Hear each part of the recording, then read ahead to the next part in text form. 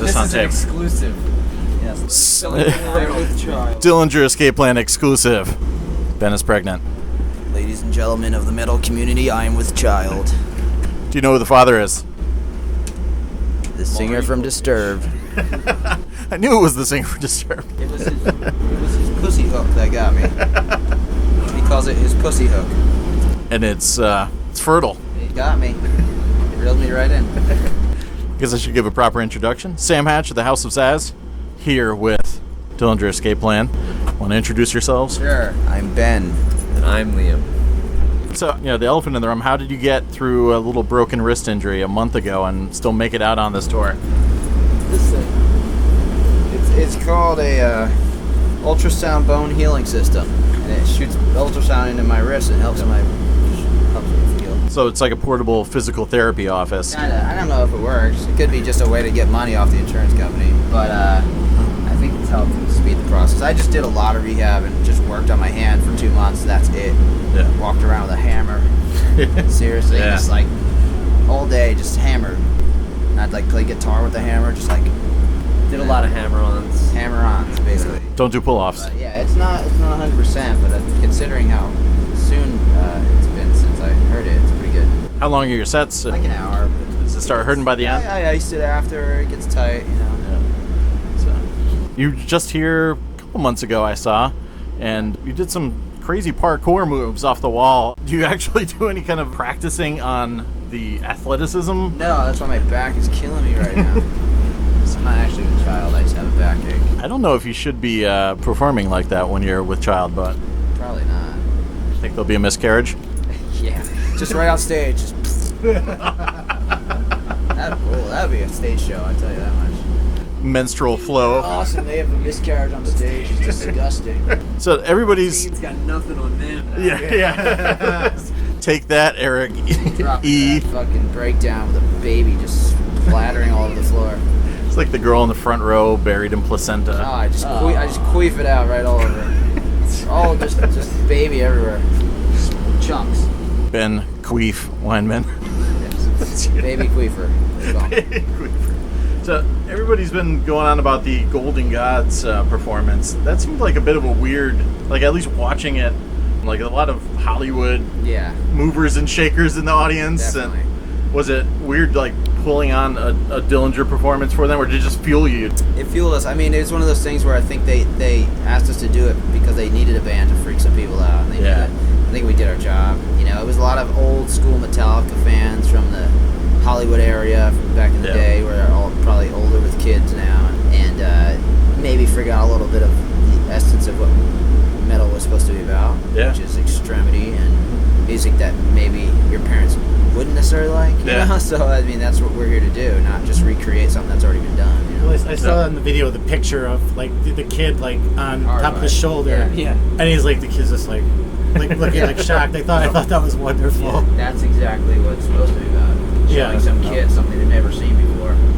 Yeah, and I mean, even at Metal Fest here, you saw a lot of kids outside like, oh man, Dillinger's playing today. I heard about them. You guys were like the mysterious enigma. I mean, we love an opportunity to play in front of new people, for sure. Do you have moments where you just kind of want to, you see the audience and you're psyched that they're there, but you also want to destroy them at the same time? I always feel like they want to destroy us. I never could believe anyone's actually there to see us. Even to this day, I still feel like, even if it's our show, I feel like they're here to see us fail. They're here to see us.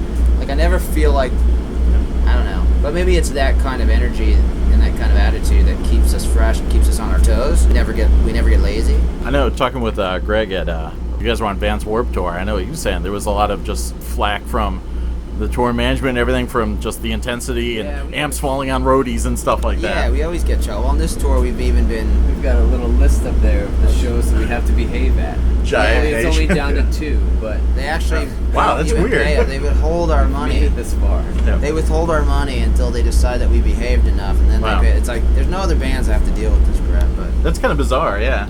Yeah.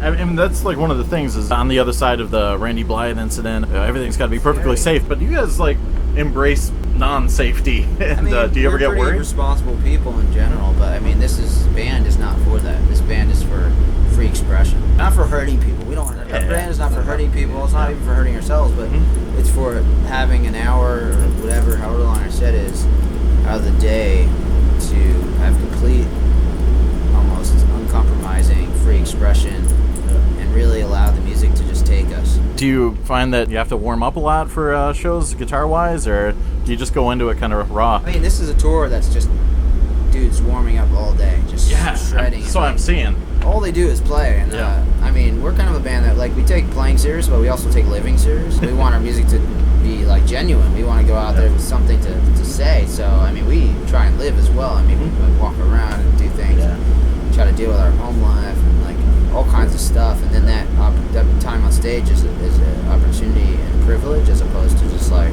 a job.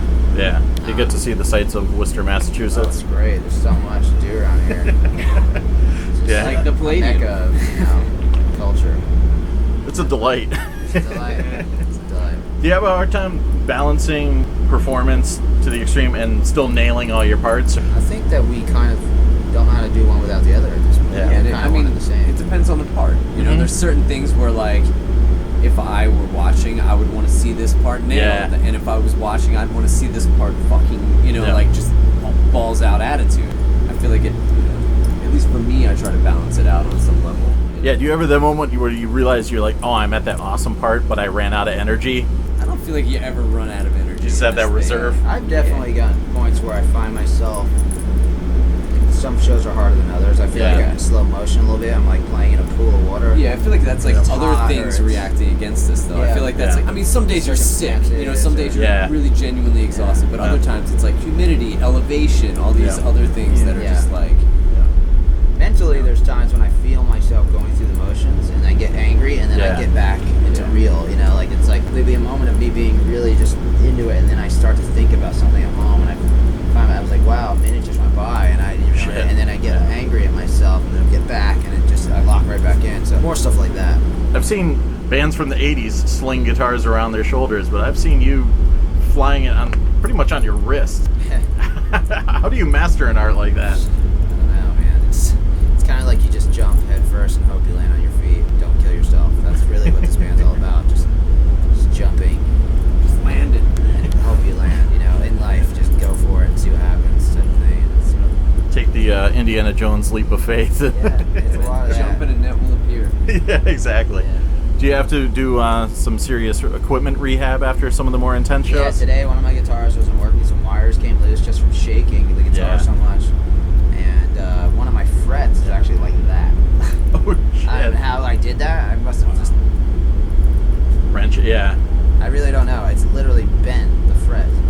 Wow. I just play it like that. I don't care. Does sweat ever kill the electronics, or? Might have been fret. I don't know what. He has a lot of trouble. I have a lot of problems with that. Yeah. I'm a sweaty bass player too, so I know the feeling. It's like, I mean, even just like leaning over my pedals to tune, if like, it's like the Death Star. That one drop of sweat gets in that one spot. It's just like, that's it. Done. Fuck. It goes.